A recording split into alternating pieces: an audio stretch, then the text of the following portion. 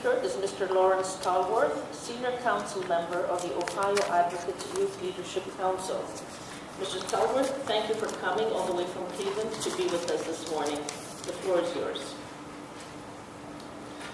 Good morning, everyone. Good morning. This year marked 30 years since the discovery of HIV/AIDS. The past decade has seen some of the greatest advancements in care and treatment for people living with HIV. From a time when this diagnosis was a death sentence to where we are now, living longer, healthier, more productive lives with the aid of early detection, prevention education, and antiretroviral therapy. Yet young MSMs, and in particular young MSMs of color, make up almost half of new HIV infection.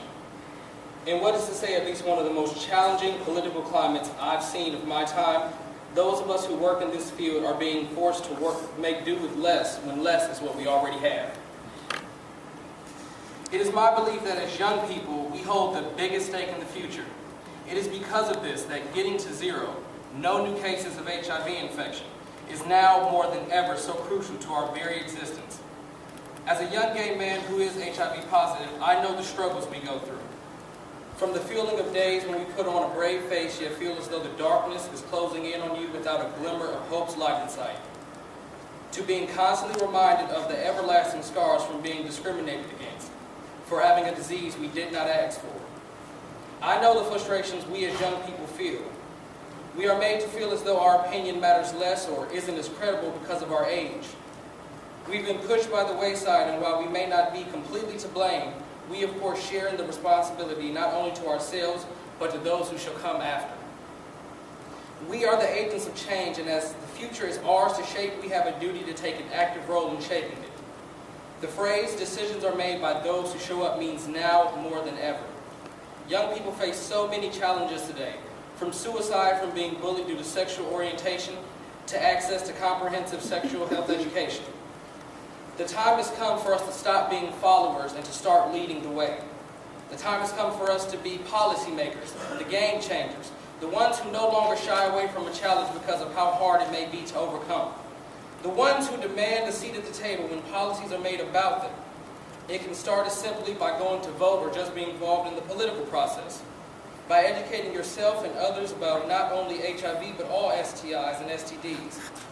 By knowing how to keep yourself healthy and safe. By getting involved with your local ASOs or other agencies that directly serve your community.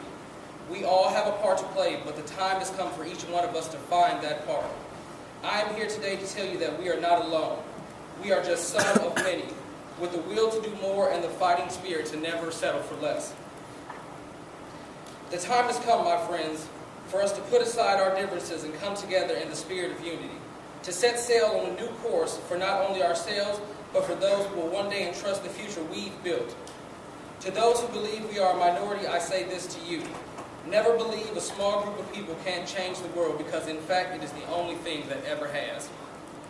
We share as humans the fact that when tragedy strikes us and we are pushed to our perceived limits, that our will to do more may very well be limitless. I believe that a day will come when HIV is a relic of our past. We should move forward with a new goal in mind, that today is the day we move one step closer to putting ourselves out of business. As the times change, so must we change with them. After 30 long years of living with HIV, today is the day we stand united and say, enough is enough. The streets of heaven are too crowded tonight, filled with the souls of those we have lost far before their time.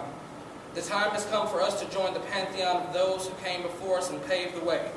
We have the power, we have the technology. So the question is, do we have the sheer will to follow through on what must be done? We are the generation that can end this epidemic. We are the generation that can end AIDS.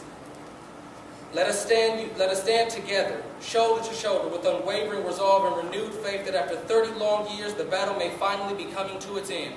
We will do what is hard. We will achieve what is great. This is the time for us to be heroes, and we will reach for the stars. Thank you.